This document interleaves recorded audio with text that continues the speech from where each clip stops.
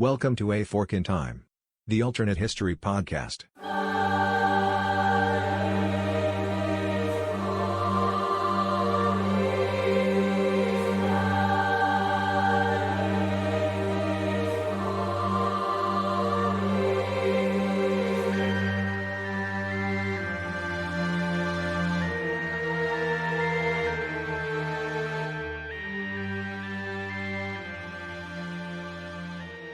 Welcome back to A Fork in Time, the alternate history podcast. Don's sitting in the host chair today for a solo adventure. Going to be taking out our what we talk about almost every episode, the magical what-if machine. And this time the destination is going to be the west coast of the United States in April of 1906. Specifically going to the area, the city by the Bay Area, San Francisco. And on today's episode we're going to look at the historical what-if and the consequences of if there had not been the great earthquake and fire of 1906 that basically destroyed San Francisco. And so just to give you a little background on the actual what did, we'll do that here before the break and then pick up with the what ifs after the break. On April 18th in the early morning hours of 1906, a devastating earthquake struck the San Francisco area. This is before the actual development of the Richter scale, but scientists and seismologists looking back in time have estimated the magnitude of the quake was 7.9 on the Richter scale, and the shaking lasted for approximately 45 seconds. At that particular time, that was a pretty substantial earthquake. Still is a pretty substantial earthquake if you look at the history of the strength and magnitude of earthquakes over history, and certainly one of the largest quakes that's ever struck the United States and actually struck in North America. The result of the earthquake was devastating. A number of buildings collapsed and individuals lost their lives. But then subsequent to that, there was a fire that raged across the city for 3 to 4 days. And so the city of San Francisco, which at that time had a population, or the area had a population of about 410,000 people. The estimates, and they are still estimates, in fact historians still dispute the actual number of deaths either directly from the quake and the fire or from the aftermath, at approximately 3,000 people. And so even today, over a century later, it ranks as one of the most devastating disasters in natural disasters, and certainly in American history and also in world history, based upon the number of deaths and the amount of impact. And so a devastating event. We'll talk a little bit about the what did as we go through some of the what ifs because they relate together. But here today on A Fork in Time, what we're going to look at is what would have happened or what the consequences would have been if there had not been the 1906 San Francisco earthquake. Hope that you stick with us after the break. Thanks. Here's Don. And Alexis. Taking just a quick break from the podcast today to tell you about, again, something that is relatively new for us. So what is this new exciting thing that we're sort of pumped about? Merchandise. Merchandise. We're a podcast. They can have those. They can have items. Wow, this opens up a whole new world of possibilities. And so what we're referring to here is the fact that you may have been absolutely craving, wondering how in the world you could get your hands on what? Maybe a Fork in Time T-shirt. Or coffee mug. Yeah, coffee mug is a big thing for me. Or maybe even a cell phone cover or a tote bag or any of the other types of things there. The good news is now you're able to do that. And we found a way to do that works well for us, and we think that will work well for you. So one of the folks that we partnered with is TeePublic. And TeePublic is actually a place for designers to sort of post things that are graphical or art-oriented. I got this idea from another podcast that does this. So we're able to have our logo as an option that you can then put on the various TeePublic apparel. Mm-hmm. So Alexis, how does it work if you go to our website and click on the link that says get some logoed stuff? So when you click on that link, it'll take you to the TeePublic site, and you can pick from several different options, which we kind of mentioned. There are other ones too, so you can really pick what you want with our logo on it. And then when you purchase that, we actually get a little help. Yeah, it's not a lot. This is not going to be I'm not retiring on our TeePublic income ever. But it does offset a little bit of the cost of the show. But more importantly, it's a way of doing this where we don't have a lot of upfront cost in terms of printing 1,000 T-shirts, because that's the way you get the best rate. So it's just a good way of doing that, taking advantage of the mechanism that TeePublic has in place. So if you enjoy the show and you want to rep the show to those around you, you now have a way to do that through logo apparel and items and all kinds of other stuff. And you can find how to get there by going through the website. So one more time, what is our website address, Lex? That is aforkintimepodcast.com. You can use that merchandise, and also it'll help you start a conversation with somebody about the podcast, too. Hey, there's an idea. So we hope that you do. Thanks. Welcome back to A Fork in Time, the Alternate History Podcast. Don sitting in the host chair today. And as I mentioned before we took the break there, what we're going to be covering today is the historical what-if of the great earthquake that struck 1906 in San Francisco. Going to be looking at the what-ifs of if that event had not happened. And really, I think there's three ways to break down the what-ifs there. So we're going to try to look at them in a systematic way by breaking across those three things. One of them is the actual impacts on the city of San Francisco itself. How just San Francisco would have been different if the earthquake had not happened in 1906. And so we'll look at that. But then also look at the broader impacts on the rest of California and America and essentially the world economy and just sort of world politics and other things that move forward if you don't have the event. And then finally really look more at the scientific aspects of this particular event, which I actually think are some of the more interesting aspects of thinking through what would have been the case had there not been the quake in 1906. So we'll sort of take that systematically. This is not going to be a long episode, I don't think, today, but I think it has some value as being one of those interesting things that we talk about. So first of all, focusing on the first of the things that I mentioned, which is the impact on San Francisco itself. And it's important to sort of set this up because it plays well into the second thing, which is talking about the broader impact. San Francisco is an incredible city today. It's a large city today. It's the 17th largest city in the United States by some of the data that I looked at there, and certainly is a major city, one of the predominant cities on the western coast of the United States, and is still a major mover and shaker when it comes to things like trade and commerce and other things as well, particularly when you think of its proximity towards some of the areas that are well known for the computer revolution. Its proximity to Silicon Valley. San Francisco plays a big role in the world economy even as of today. In 1906, San Francisco was quite a big deal. It was by far the largest city on the west coast of the United States. Again, as I mentioned in the open, there are a little over 400,000 inhabitants in San Francisco proper and in the Bay Area. And it had rose to prominence pretty quickly as being the primary port along the west coast, particularly in the United States, as California joined the United States in 1850. Of course, the reason California joined the United States was that there was the California gold rush, which began in the 1840s. And in fact, the discovery of gold was not far away from San Francisco. It was just to the northeast, up in the area that was closer towards Sacramento. And so San Francisco becomes the port, the destination for those that are going during the gold rush to try to make their fortunes, whether they are particularly if they're arriving by boat.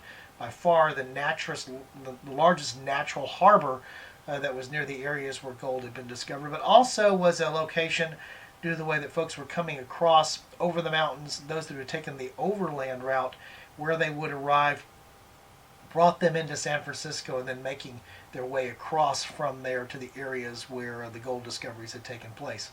Important to remember as we're talking here in the late 1840s and moving into the 1850s, the period of the gold rush, that this is the period of time before there's a transcontinental railroad. And so the ways that you're moving from the eastern parts of the United States, and actually this is also before the Panama Canal, so the ways that you're moving from the eastern parts of the United States over to the western parts of the United States, particularly there to California, if you're moving in response to the gold rush, if you're going to find your fortune, you're doing that primarily by either taking the overland route or taking the long route around the sea route around South America, because this is before the Panama Canal. So San Francisco is a major port.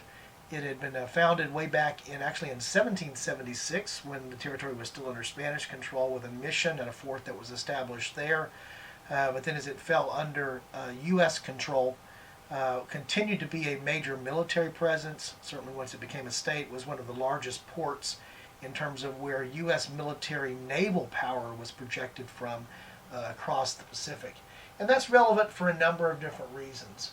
One of the reasons that that's relevant is that there had been a growth in the need for the United States, or the desire for the United States to project its military power. Part of that relates to the events of the late 19th century moving up into right at the turn of the century, the Spanish-American War in 1896. We've covered that topic on a couple of other podcast episodes, particularly talking about the influence of U.S. naval operations over into the area of the Philippines. So the major ports of operations, well, not exclusively based out of San Francisco, but San Francisco was one of the major base operation ports for U.S. naval operations during this particular point in time. In addition to that, it's a thriving city in terms of basing just on its natural trade, as a result of trade that's coming from Asia that's landing via maritime interests, and certainly moved forward greatly by the gold discoveries at the time that happened, such that there was a reason to draw people that are there. So it is the largest city by far on the west coast of the United States. In fact, in 1906, it's the 8th largest city in the United States, and is considered to be sort of the gateway to the west and from the west in terms of the actual coastal destination, not to take that away from St. Louis in the middle of the United States. But it's a booming place. Along comes the earthquake. And so that changes things tremendously in terms of the impact of the quake itself. As I mentioned, the quake was not only the quake, but it was the subsequent fires that broke out, because natural gas piping had been run through much of the city. And so as a result of the earthquake, there were breaks in the natural gas system, the fires that were ignited, the collapse of buildings, and the fires raged on for about 3 to 4 days before they will be brought under control. Difficult to bring them under control because water supply and fire suppression and water piping had also been disrupted as a result of the quake. And so about 80% of San Francisco is destroyed by the quake itself or by the subsequent fire, and a huge portion of the population is displaced from their homes. In fact, for up to 2 years later, there are folks that are still living essentially in camps, in tents, and in other temporary shelters that have been set up in Golden Gate Park and all throughout the San Francisco area. The city rebuilt pretty quickly. In fact, it hosted a major Pan American exposition in 1915, showing off how much of the city had been rebuilt. In fact, they chose to rebuild the city quickly versus taking a more intense following of some of the suggestions that were made about totally redoing the city in much the same vein that Chicago had been rebuilt and redesigned after the fire. Much of San Francisco was sort of built back along the same roads, avenues, streets, and thoroughfares that had existed before, because the goal was to bring it back quickly. And so the city does rebound very quickly and continues to grow. In fact, by the time of the 1910 census, it had actually grown larger than it had been in 1900. So even though there was the disruption in 1906 in terms of the city's growth and its economy, it continued to grow moving forward. So one of the first things to explore is what impact did this really have on San Francisco? Yes, it was a huge disaster. The loss of life was substantial, but the city rebuilt. What I'd like to suggest, though, is even though that disruption didn't cause the city to decline, it sort of just slowed the rate of its ascent. It's good reason to believe that San Francisco would have continued to accelerate its growth even more. It was an economic center, had been an economic center, was a port center, and so it's easy to imagine, instead of being closer to 500,000 inhabitants by the time of 1910 and 1920, you could have easily seen that climb to 750,000, and you may have seen just even more exponential growth in San Francisco. One of the things that tended to stymie the growth, even though it continued moving forward, was that folks were reluctant to go and settle there because of the events of the 1906 quake. So that was the deterrent to some of its growth, not just directly but indirectly because of the concerns about being there. So the first thing to think about in any of these types of scenarios with a natural disaster, particularly where that natural disaster is like that of an earthquake, is San Francisco probably doesn't get to totally avoid an earthquake. In fact, it will have another earthquake of some size in 1989, but it's very difficult to imagine that San Francisco would have continued to have grown and not experienced, at least at some point in the last 100 years, a substantial earthquake event. And so the impact on San Francisco was immediate and you can argue that without the quake, the city would have grown faster, perhaps accelerated its growth, have grown bigger. But eventually it would have encountered this natural disaster, whether that's in 1916 or 1926 or 1966. It's difficult to know, but at some point it would have encountered the impact of this type of natural disaster. And I would argue that one of the things that the quake happening in 1906 does, and thus one of the things to be considered on an alternate timeline where it doesn't happen, is it probably prevented a bigger, more substantial disaster from happening down the road. And we'll talk about that a little bit as we talk about the third aspect of things here, which is talking about the growth of science and construction and other things in response to the 1906 quake. But again, we can think of a different trajectory and growth pattern for San Francisco, but the idea that it would have been able to totally avoid an event like an earthquake because of where it's placed is a hard thing to fathom. The impact, though, in the area is important if you think about the historical what-ifs of if there had not been a 1906 quake, because one of the things that definitely results from what happened in the real timeline is there's a shift in the growth of California somewhat away from San Francisco and allowing Southern California to grow in faster. Los Angeles and the area in Southern California was already an area that was growing and certainly would have continued to grow under any timeline. But one of the things that definitely happened after the 1906 quake in San Francisco was that a fair amount of port traffic and commerce and the economy shifted southward from Northern California and around San Francisco and the Bay Area down to Southern California, and that was an impetus towards a faster and more accelerated growth in Los Angeles. It's important to note there's a number of things that make the growth of a large population center in the Los Angeles area difficult. Access to water, there's other things that are barriers to having a large city there that technology and space have overcome. But certainly the thing that helped to propel Los Angeles, which was already growing along, was that it took in many of the economic interests, and some of the economic interests that had previously been focused in the San Francisco area refocused themselves to the Los Angeles area. And so today Los Angeles is the second largest city in the United States, and is certainly the economic one of the most influential ports and economic powerhouses along the West Coast. But it's easy to imagine a historical what if San Francisco doesn't suffer the 1906 quake, where the rise of Los Angeles is more gradual. The two cities may compete a little bit more for the financial interests that are there, with San Francisco being a stronger competitor at that particular point in time. And even today you might have, while they are both large cities and they are both very influential in terms of their size of population and other factors, easy to imagine that San Francisco might have been much more the rival for Los Angeles, and the two might be closer in parity in terms of size of population and size of economic impact. That's not, again, reducing anything about San Francisco today. It's just saying that a different San Francisco without the 1906 quake and what that allowed for the growth of Los Angeles could have produced a different trajectory for both places. To me, the most interesting aspect of a what if, though, is thinking through the what ifs that are around the science that relates to earthquakes. While it's true that before the 1906 quake, scientists and seismologists and geologists were starting to gather a little bit better understanding of what caused earthquakes, or at least what made certain areas more susceptible to them. For example, the San Andreas Fault, which is the fault that runs there near San Francisco and upon which this particular earthquake occurred.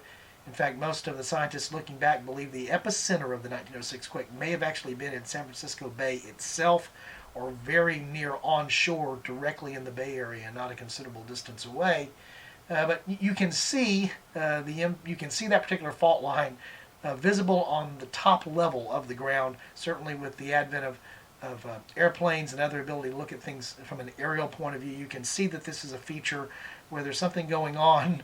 There's a line on the ground, and again, scientists were beginning to understand that there were some areas because of volcanic activity and other types of things that were more susceptible to earthquakes. But they didn't quite have the understanding that we have now about what we come to know today as plate tectonics and the movement of plates and fault lines and the structures that actually produce these areas that have a much higher propensity towards seismic activity, particularly earthquake activity. We understand that now. Much of that was pushed along as a result of seeking to understand the 1906 earthquake.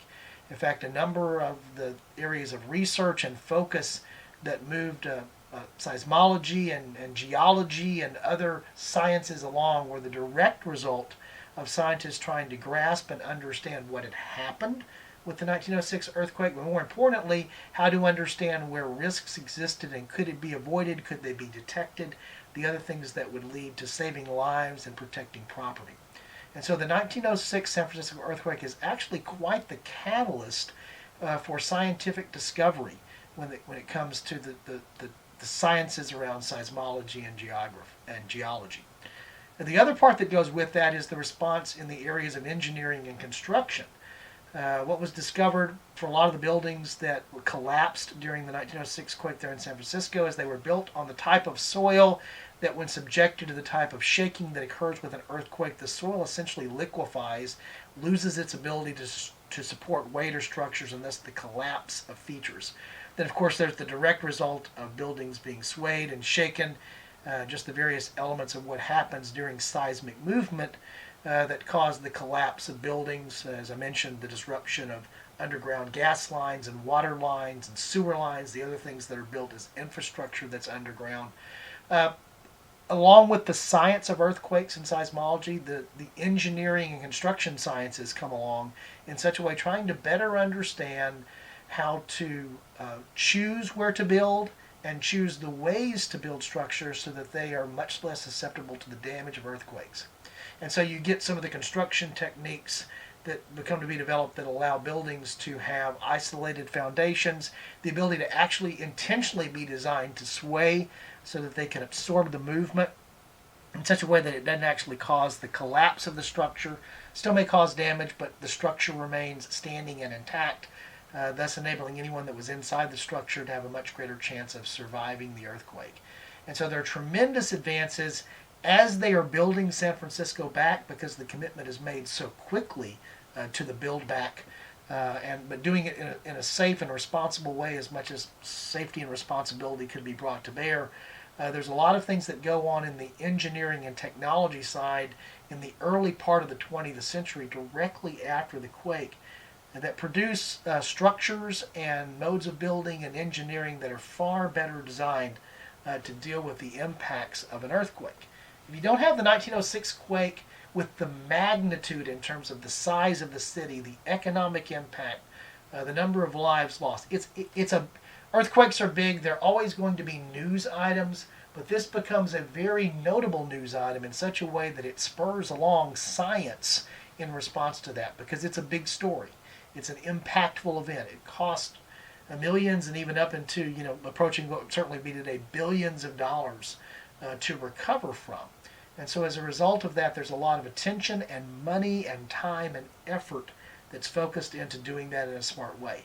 That technology helped San Francisco come back safer and better, but obviously that technology then is transferred to other areas that equally are prone to the risk. So for example, there's the understanding of how Los Angeles now and its risk factors as a result of better understanding the interaction of the San Andreas Fault and other faults there in California, and with Los Angeles not having a major earthquake in 1906, some of the technology as new buildings are being built and infrastructure is being built, taking advantage of this technology in a proactive way allows the city to be built safer and the area to be more capable of surviving earthquake hits. And so the benefits that come from it are directly applied back into San Francisco, but they're applied to other parts of California and then certainly just to other parts of the world.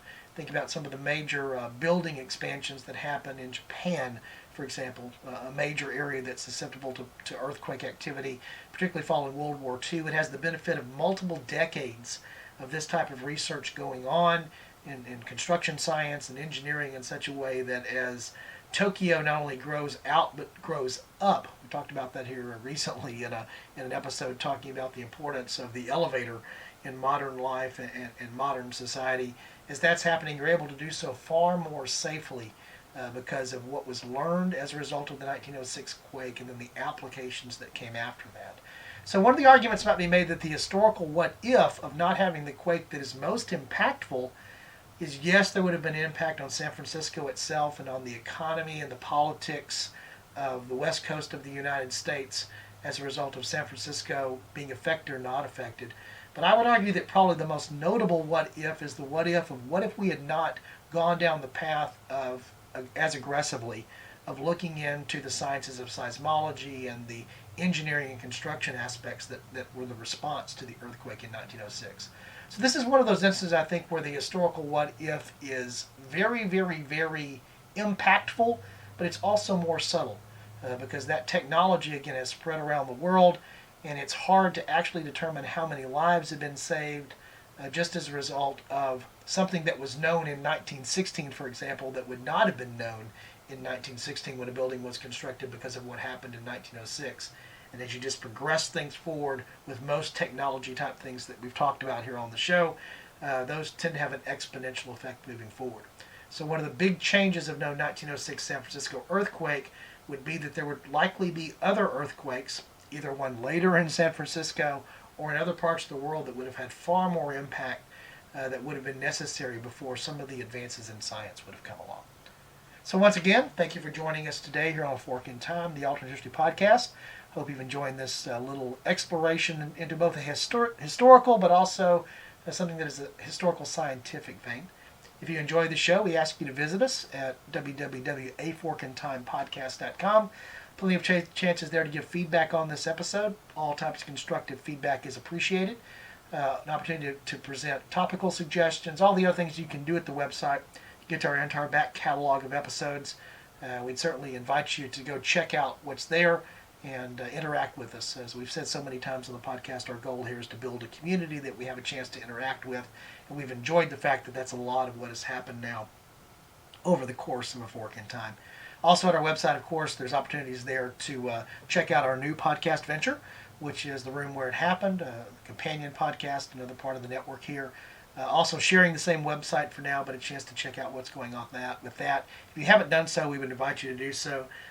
We're 3 quote-unquote rooms into the podcast. Won't go into a lot more detail about that because you can see it there at www.aforkintimepodcast.com. And of course, the other opportunities that exist at the website to look at merchandise, but also links to our Patreon page if you're so inclined and would like to become a supporter of either of the podcasts. Most importantly, we just want to say thank you. You've given us your time and attention. That's the greatest gift that you can give us. Hope that you find what we do here entertaining and or informative. And we'll keep doing it because we enjoy doing it, but we hope you enjoy it as well. So as I close out here, I'm just going to close out the way that we normally do, which is what we always suggest here from A Fork in Time, that if you encounter that fork in time, we suggest that you take it. Talk to you soon.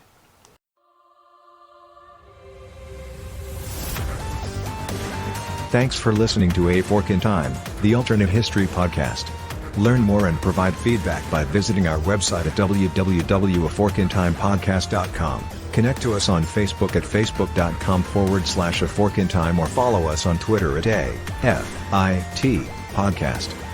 If you want to support the show financially, visit our Patreon page at patreon.com/aforkintime.